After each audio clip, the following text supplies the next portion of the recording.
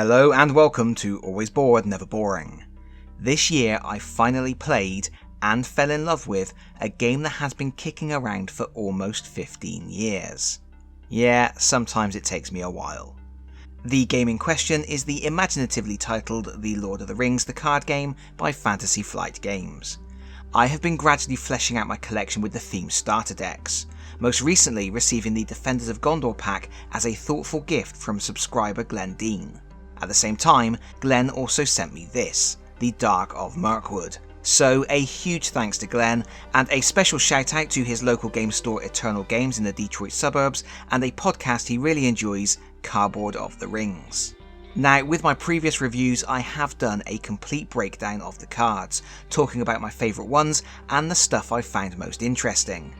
I'm not going to be doing that here, but there will be spoilers in this video. You have been warned.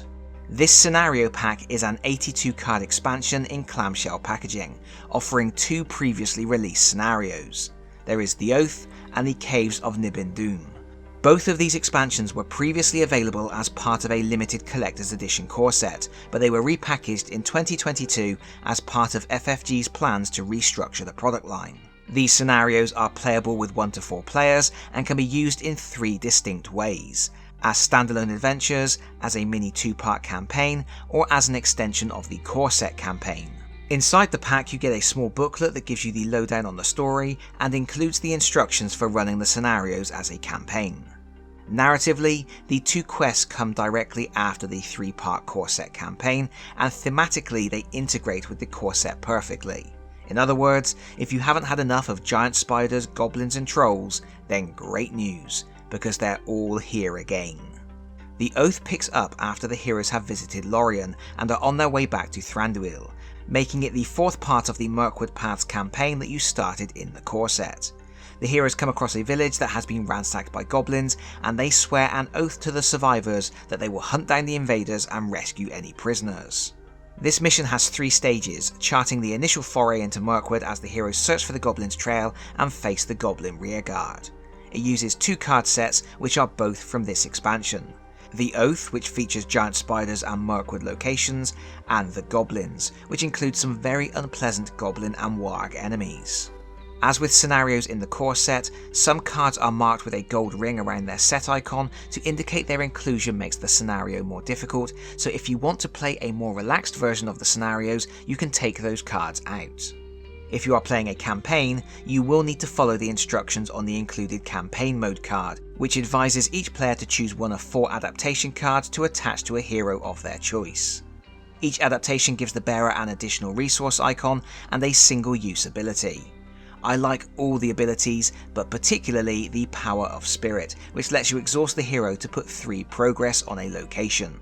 Of course, this game never gives you anything for nothing, and you also have to add the Stalking Goblin Burden card to the encounter deck, a rather nasty little git that brings a sniper along with him.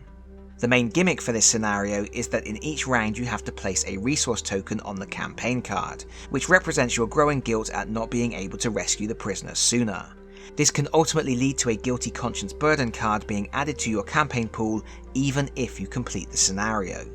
The second scenario, the 5th part of the Mirkwood Paths campaign, sees the heroes tracking the goblins to an abandoned dwarf hold in the mountains of Mirkwood.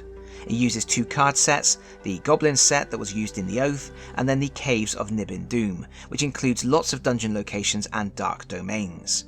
The scenario has 4 stages, including some really exciting set pieces. Something I do want to mention, at the risk of spoiling a few details, is the clever way in which these set pieces have been designed to function within the framework of the game's core mechanisms. For example, at one point the heroes face a chasm that needs to be crossed. During the stage setup, you place a cracked pillar in the staging area that the first player each turn can target to apply damage. During the travel phase, you can remove 4 damage from the pillar to make it the active location, and then once the cracked pillar has been explored and leaves play, the heroes can advance to the next stage of the scenario. You can really feel the theme oozing out of fairly abstract rules. The heroes knock over the pillar, and then they use it as a bridge.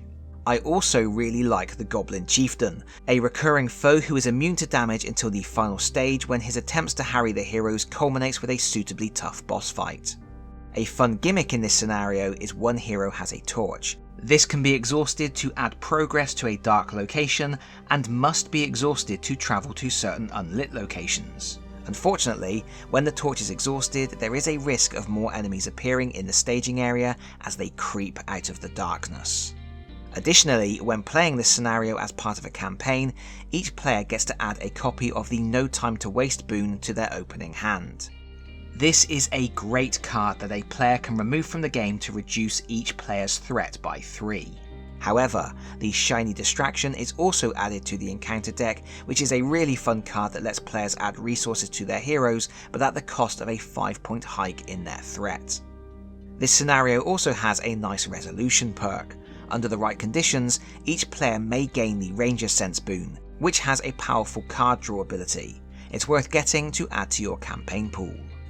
In terms of difficulty, I'm not sure I'm really skilled enough a player yet, and I certainly haven't played enough different scenarios to give any kind of reliable opinion.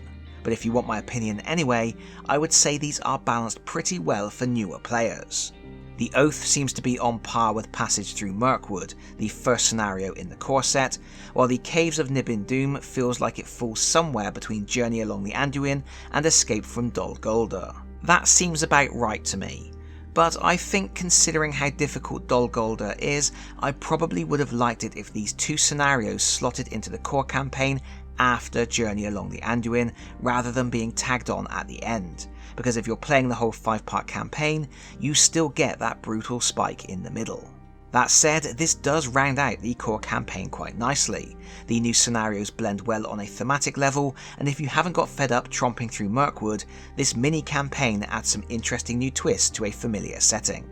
Of course, that does mean the scenarios are still quite generic. Fighting spiders and goblins isn't necessarily going to make you feel like you are living out the adventures of the characters from Tolkien's books.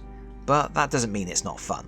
And because you can adjust the difficulty of both scenarios, you do get quite a lot of extra value here.